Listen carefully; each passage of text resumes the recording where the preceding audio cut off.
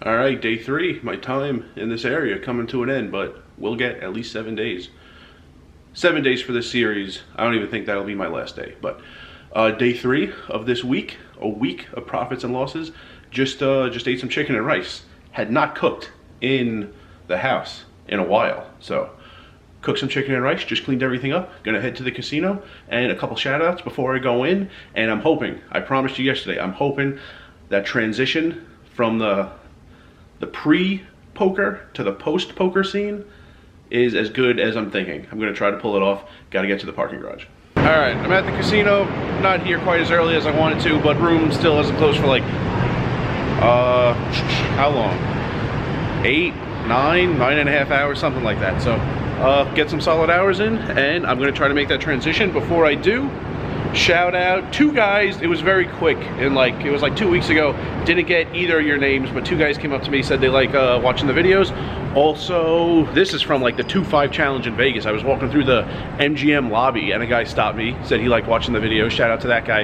And also Ben, usually wearing the Detroit Lions clothes.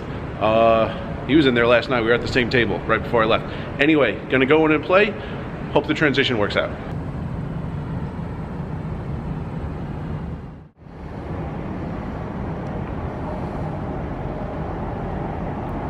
Okay, hope everyone loved that transition. Hope it turns out how I expect. I have no idea, because I just filmed the second part of it. Anyway, today, first, the thumbnail. Okay, shout out to Bryce. He gave me that cigar, De La Guardia, which in Spanish means of the Guardia. Thanks for the cigar, Bryce. Also, today was just him. He's coming in with a group of friends lately. Pretty sure he's friends with Jacob. Also, the guy of Serbian descent, and the guy I was playing with him like a week ago. Can't think of the other guy's name, but yeah, group of friends seem to all go to Creighton, and they've been playing here a lot the past like week or 10 days or so. And now profit and hours. Hours could have been a little more. We were just whatever. The numbers at the bottom. Lost 133 in like 6 hours 45 minutes, I think. There were 3 tables. It was actually 2 when I got there, got up to 3, 1 broke down to 2, and then 8 people were like magically on the list pretty late. They opened a 3rd table like very late in the night. 3, I think the table I was just on broke. It was a pretty solid table, and like 2 of the 3 guys you really wanted to be playing against lost all in on the same hand.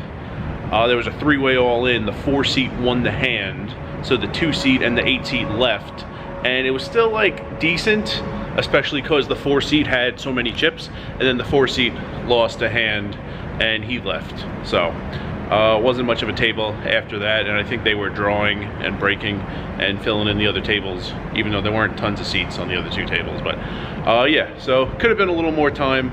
Also could have gotten here, I mean like towards the end of the night. There's still stuff going on in there. Also could have gotten here a little earlier, and I didn't, but decent amount of hours. What happened with me?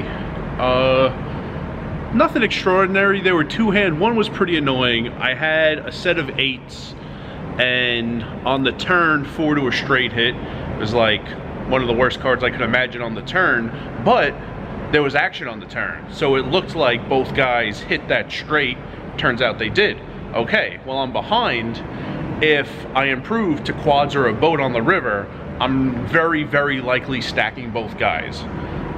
Well, that didn't happen. So I lost. I didn't lose a ton in the hand, but the opportunity to win big was there. If they just bricked their draws, I win like a solid pot. After they hit their draws on the turn, both guys did. If I improved to a boat on the river, I would have stacked both of them. That would have been that was a nice opportunity. Nothing I could do about it.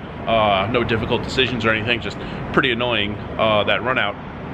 Interesting though, once we saw the hands at Showdown, I can't remember, I had pocket 8s. I can't remember what suits I had, because if I did not have the 8 of spades in my hand, we were 1 card away from the bad beat.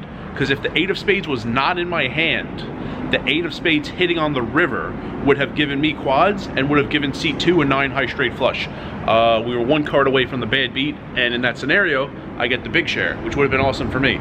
So Actually, you come one card away from the bad beat a lot more often than I think people realize. I've been here like 26 days or something like that. That was the third time that I know of that just at my table we were one card away from the bad beat. Tons of hands go by and you don't see everyone's whole card. You have no idea how close you were. There was a time where aces versus kings got all in. An ace and a king hit the board. If a king hit on the river, then quad kings would have beaten aces full of kings. And there was another time, I think it was kings versus queens, and the run out had 2 aces. If the run out had 3 aces, then aces full of queens would have lost to aces full of kings. Out here, it's aces full of jacks is the minimum hand that needs to lose. $20 needs to be in the pot. And if you're gonna have the full house or the boat or the quads, you need to have a pocket pair. So that scenario, kings versus queens with ace, ace, ace on board. Pocket kings for one player, pocket queens for another. It can't be like ace, ace, king, queen out there and someone has ace, king and someone else has ace, queen, because those are not pocket pairs in the in each player's whole cards. So yeah, aces full of jacks hits fairly often, and it's up over 50,000 now. So usually doesn't get quite this high because aces full of jacks isn't all that strong of a hand for a bad beat qualifier. A lot of places out there, it's quads minimum. So yeah, just today was day 3, and there you go. I think I'm about wrapping things up. Tomorrow I am meeting 2 law school friends for dinner and should play before and after. We're meeting a little later. To just come after dinner wouldn't be a ton of hours, so probably playing beforehand and after. Not even going to edit tonight. Should get right to sleep. Should get back here early session, after dinner session. Very much looking forward to this dinner. Rice is going to be involved, of course, so I will see everyone tomorrow for day 4. And remember, rice is a spoon food.